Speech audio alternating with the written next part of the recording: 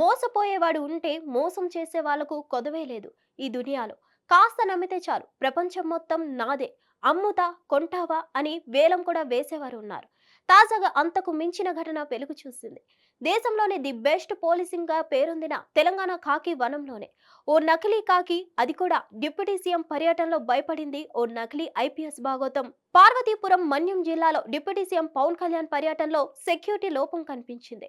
దీంతో IPS uniform తో వచ్చిన సూర్యప్రకాష్ అనే వ్యక్తిని విజయనగరం పోలీసులు అదుపులోకి తీసుకున్నారు. అయితే అతన్ని విజయనగరం జిల్లా ముడిదాం గ్రామానికి చెందిన వాడిగా గుర్తించారు.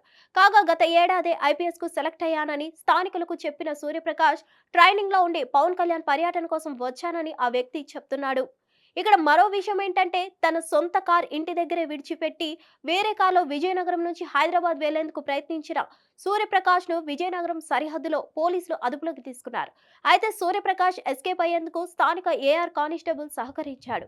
తన వాహనాన్ని కూడా ఆ కానిస్టేబుల్ ఇంటి దగ్గరే విడిచిపెట్టిన సూర్యప్రకాష్ అతడు ఇంతకు ఐపీఎస్ అధికార కాదా అనే వివరాలు విజయనగరం పోలీసులు సేకరిస్తున్నారు. ఇక సూర్యప్రకాష్ గతంలో పార్వతీపురం డివిజన్ తూనికలు కోలతలు విభాగంలో లైసెన్స్ రిపేరర్ గా పనిచేస్తాడు.